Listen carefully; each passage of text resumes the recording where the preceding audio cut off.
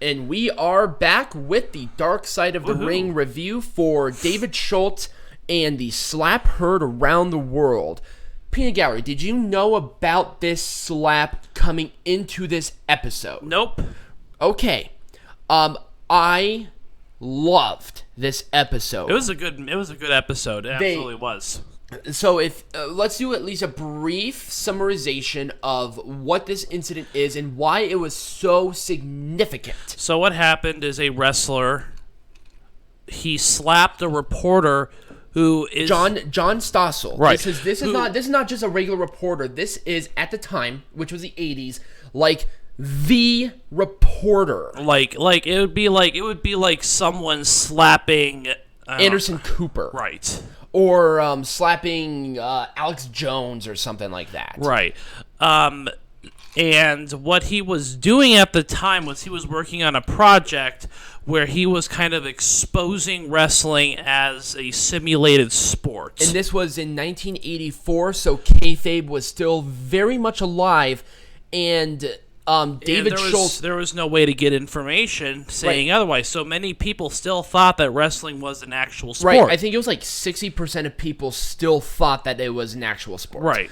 And also, David Schultz was trained by an individual who was trained by an original Carney wrestler. Right, so he is very old school, and so his slap was in defense of the boys, more or less. Right, it was in a slap of the line of questioning that John Stossel was giving. Right. He did a report with, I can't remember the guy's name, it was like Mikey something Field. Right.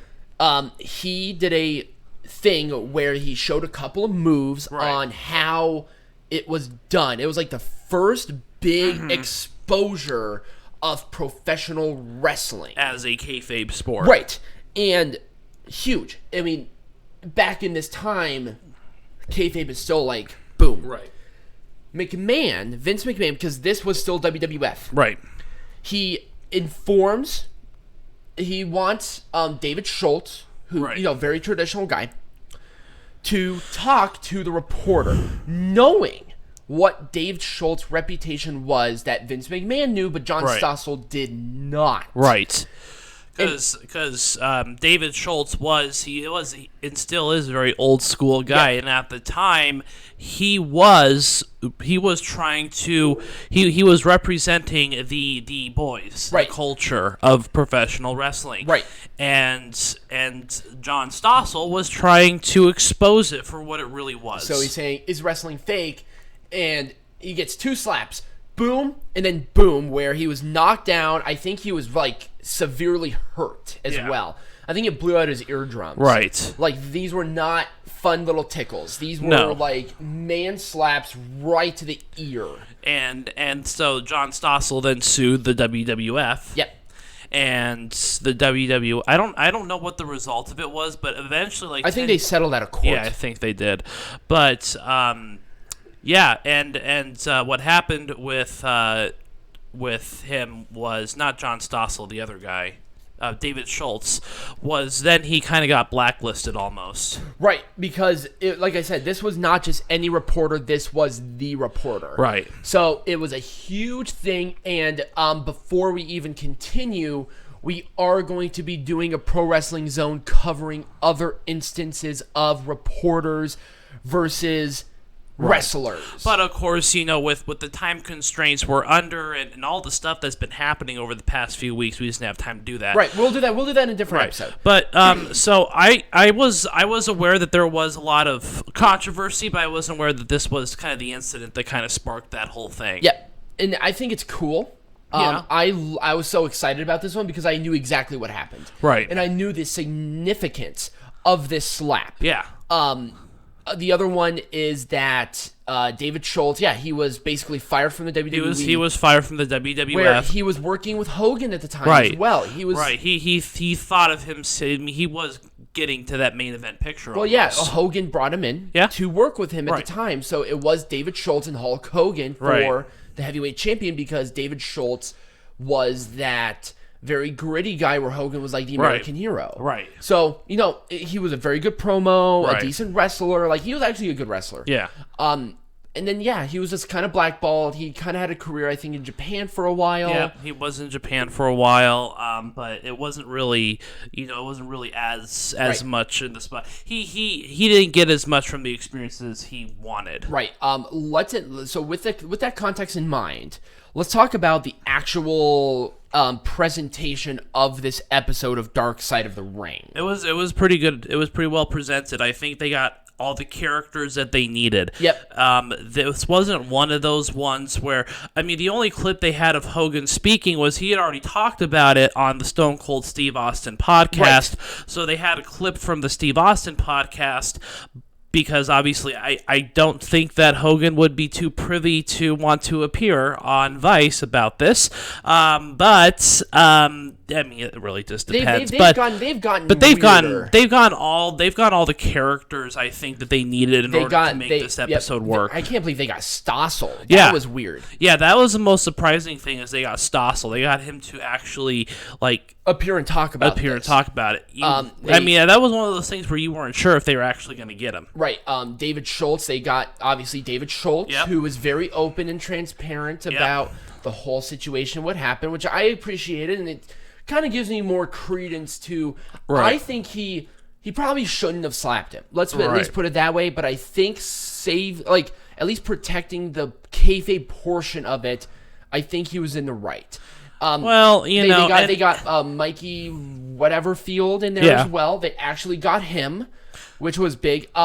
I think his reasoning to exposing the business that he did was justified, but I wouldn't have done it that way. No, I wouldn't have done it that way either, because I think people would have seen it at some point in time. Right. Whether that was the current call or just the internet now. Right. That kind of exposes everything. But it really does. It explores a topic that I'm very interested in, because I firmly do believe that kayfabe is absolutely dead. Yep. I do too. But basically what Mikey wanted, he wanted 401ks for the boys. Yep. He wanted comprehensive health insurance. Yep. Which I do believe they deserve. They're absolutely. Still to this day. And we talked about it in our episode about Pro Wrestling Union. Right. We did. And I think he was very progressive for his time. And I actually liked him. Yeah. 100%. I think how he did it was not the right way to go about it. It wasn't the right way to... it certainly drew the most attention at the time. It did. He got... If I had the opportunity to do so, I probably would have done something. Yeah. I would have probably done more about an explanation instead of a full-blown anything. If my point was but to get health insurance and everything for the boys, that's what I would have exposed. It's this you wouldn't have gone to the 80s version of Dateline. Right. Well, if I got the opportunity, I would have, but I would have done a sit-down interview and saying, this is what's going on behind the scenes. I wouldn't have needed to expose the physical aspect of it. Right. I think that was unnecessary. That obviously got all the people talking. Right. I think it changed people's perceptions definitely of the sport in general. And then Vince comes out 10 years later and says we're not a sport, we're sports entertainment. It would have happened anyway. Right, it would have happened at some point, yes. I think he probably would have accomplished more if he just did the sit-down explanation of what the reasoning is. Right. I want the boys to have health care. These guys are going into the ring and they're fighting. I'm aware, but if it's okay, I understand the whole thing about kayfabe, blah blah blah, and at the time he probably would have been more respectful about keeping it. Right. But it's you could have said these guys are fighting. Why aren't we getting covered with health insurance? WWF is not covering any of us. And if we're signed to an exclusive contract with a company, we're your employees. Nope, they were classified as independent. I know. They're still... The law would have said otherwise. He needed to expose the business. He wanted WWE to get on its knees. That's my point. You would have done the same thing. Oh, absolutely. Okay. I would have exposed it entirely. I mean, of course, in this day and age, the internet did the work for me. Right. This day and age, and also with Vince McMahon coming out, I think, like, literally, like, a year or two after the original 10 years thing. Later, 10 years later, stating that we're not classified as a sport anymore. It's all kayfabe. Right. It's like, it could have happened. It's like, okay, well then, are your people sold 1099s? Why can't they wrestle for fucking New Japan? Right. Now, at that time, they could have. Right. That's true, too. And that's the thing, is that WWF, at the time, actually did have a working relationship with New Japan. They had working relationships with a lot of different companies. Yep. Antonio Inoki was a WWE champion. Right. This was really early, like super early. I think he beat Bob Backlund for it. But yeah, so it was a good show. What's next week's show? So next week's show is Herb Abrams and the UWF, which goes into copywriting the names and also the significance of Herb Abrams and the structure of what he did for wrestling, and I'm very happy they're doing this. Yeah. So that is gonna All right, so before we get into it, do you know anything about Herb Abrams or the UWF? I've heard of it, but that's bad. Okay, keep yourself ignorant about it, because I think you would even enjoy it if you keep yourself ignorant about it. I'll keep myself ignorant. Peanut Gallery's going to be ignorant like everybody else. So yeah, that, and then we also have Money in the Bank. Yes, we do have Money in the Bank. I'm really pumped for this, too. I know. It's going to be an interesting show. Oh, yeah. Well, thank you guys for listening. If you enjoyed it, share it with your friends, follow us on all of our social medias, and become a patron, and watch the shows with us. It's like $50. You get it for the entire month. You don't have to pay every single time, and WWE is garbage, so might as well get drunk and bitch about it with us. So, and as always, be majestic. You're about to listen to the Pro Wrestling Zone podcast, a Majestic production property. One of the quickest rising professional wrestling podcasts on the market today, and the most entertaining podcast in the history of existence. Please note, before diving into the show, that this is for entertainment purposes only, so myself and Peanut Gallery engage in exaggerations, dirty or offensive jokes, and satirical comments. If you are a triggered little snowflake who gets professionally offended, this is not the podcast for you. If you do enjoy our work, we ask that you contribute to our Patreon page at patreon.com/majesticp. Contributors get access to the Discord, vote on what topic we cover, and enjoy exclusive content such as pay-per-view watch parties. Here's a sample of that from NXT TakeOver Portland. What about the other company that Bobby Fish and Kyle O'Reilly went from? Oh, ROH? The one that they were signed exclusively to.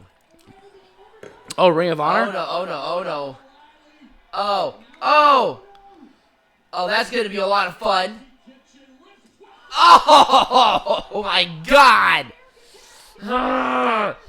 I felt that in my hand. If this is something you believe you would enjoy, visit our Patreon at patreon.com/majesticp and become a patron.